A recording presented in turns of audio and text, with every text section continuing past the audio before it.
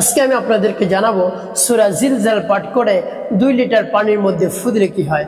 আমি আবার বলছি, সূরা জিলজাল পাঠ করে 2 লিটার পানির মধ্যে ফু দিলে কি হয়। খুবই গুরুত্বপূর্ণ এবং দামি আমলটি শিখে রাখুন। আমলটি সকলেরই দরকার।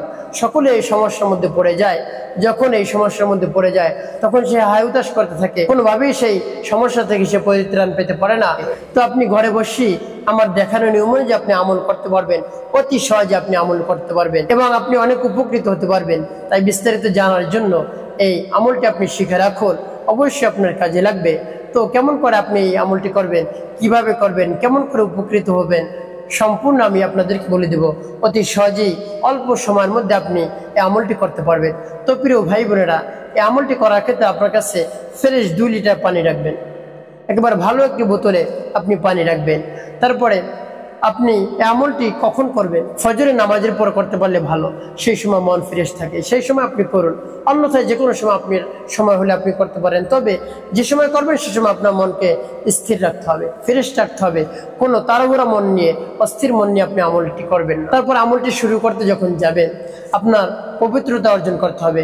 আপনি যদি পবিত্র থাকেন, অজু থাকে, তাহলে তো ভালো। অন্যথায় আপনি অজু করে আসবেন, পবিত্রতা অর্জন করবেন। তারপরে নির্জন একটি জায়গায় আপনি চলে যাবেন।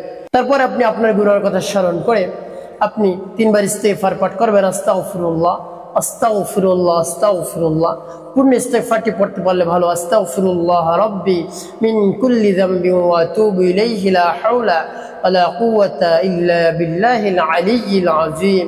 এভাবে ইস্তেগফার পাঠ করার শেষে আপনি প্রিয় নবী সাল্লাল্লাহু আলাইহি সাল্লামের শানে 3 বার দুরূদ শরীফ পাঠ করবেন। সাল্লাল্লাহু আলাইহি ওয়াসাল্লাম, সাল্লাল্লাহু আলাইহি ওয়াসাল্লাম, সাল্লাল্লাহু আলাইহি ওয়াসাল্লাম। এখন বলতে পারেন আপনি যে হুজুর প্রত্যেকবার কি ইস্তেগফার দুরূদ শরীফ পড়তে হবে? হ্যাঁ, অবশ্যই। যে আমলের মধ্যে গুনাহ মাফ নেই, তওবার কথা নেই, দুরূদ শরীফ নেই, সে আমল কিন্তু আল্লাহ রাব্বুল আলামিনের কাছে পৌঁছায় না। আপনি যখন মুনাজাত করেন সর্বপ্রথম আপনি গুনাহের জন্য আল্লাহ রাব্বুল আলামিনের কাছে বলেন। তারপরে আপনি তওবা ইস্তেগফার করেন। তারপর আপনি বাকি চাওয়ার কথা বলেন।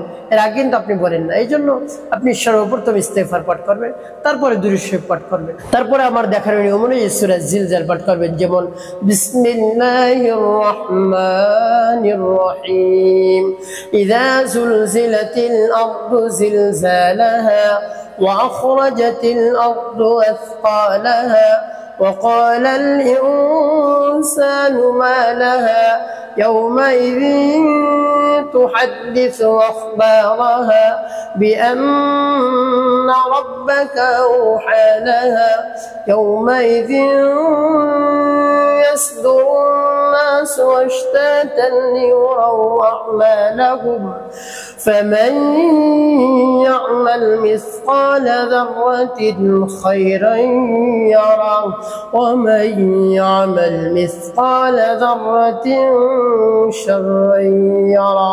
এভাবে যখন সূরা জিলজাল একবার পাঠ করা হয়ে যাবে তারপর আপনার সামনে যে পানি থাকবে সেই পানির বোতলের মধ্যে আপনি ফু দিবেন একটি।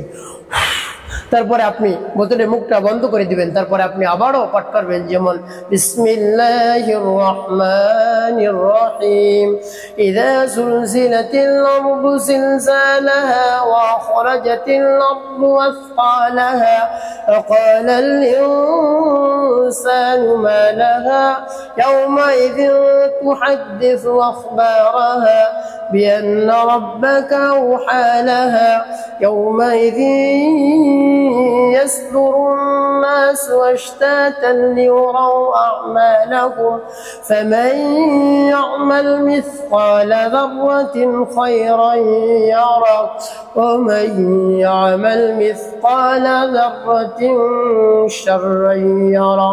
এভাবে সূরা জিলজাল যখন পাঠ করা হয়ে যাবে আপনার সামনে যে পানি থাকবে পানির মধ্যে আবার একটি ফু। এভাবে সূরা জিলজাল কতবার আপনি পাঠ করবেন? 7 বার সূরা জিলজাল পাঠ করে 7টি ফু পানির মধ্যে দিয়ে দেবেন। যখন এভাবে 7টি ফু পানির মধ্যে দেওয়া হয়ে যাবে সর্বশেষ আপনি নবীজি সাল্লাল্লাহু আলাইহি সাল্লামের মহব্বতে 3 বার দুরূদ ইব্রাহিম পাঠ করবেন। আল্লাহুম্মা সাল্লি আলা মুহাম্মাদ ওয়া আলা আলি মুহাম্মাদ কামা সাল্লাইতা আলা ইব্রাহিম ওয়া আলা আলি ইব্রাহিম ইন্নাকা হামিদুম মাজিদ। আল্লাহুম্মা বারিক আলা মুহাম্মাদ ওয়া আলা আলি মুহাম্মাদ কামা বারাকতা আলা ইব্রাহিম ওয়া আলা আলি ইব্রাহিম ইন্নাকা হামিদুম মাজিদ। এভাবে যখন দুরূদ শরীফ পাঠ করা হবে, আপনার সামনে যে পানি থাকবে সেই পানির মধ্যে আবার 2টি ফু দিয়ে দিবেন। এভাবে ফু দেওয়া হয়ে গেল।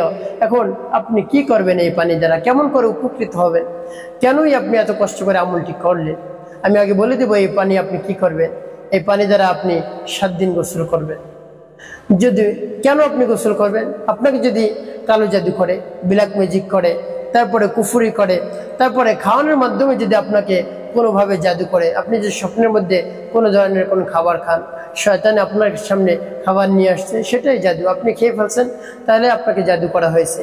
তো আপনি এভাবে যদি দেখেন, তারপর আপনার শরীর ভালো লাগে না, ঘুম থেকে উঠে আপনার শরীর মন মেজাজ একেবারে খারাপ, মাথা ব্যথা করে, তারপর মাথা ঝিনঝিন করে, তারপর কোনো কাজ করতে আপনার ভালো লাগে না, কোনো কাজে আপনার যেতে ভালো লাগে না, তো এইভাবে যদি আপনার মনের মধ্যে লাগে, আপনার শরীর যদি এভাবে খারাপ লাগে, আপনি মনে করবেন আপনাকে জাদু করা হয়েছে, ব্ল্যাক ম্যাজিক করা হয়েছে, তাহলে সেই পানি দ্বারা আপনি 7 দিন পর্যন্ত গোসল করবেন। তাহলে অবশ্যই মহান রব্বুল আলামিন এই আমলের বরকতে আপনার কালো জাদু, তারপরে কুফরি সব কিছু নষ্ট করে দিবেন। তবে আমলটি যখন করবেন তখন আপনি পুরা স্থির হয়ে এবং বিশ্বাস রেখে আমলটি করবেন, তাহলে আপনি উপকৃত হতে পারেন।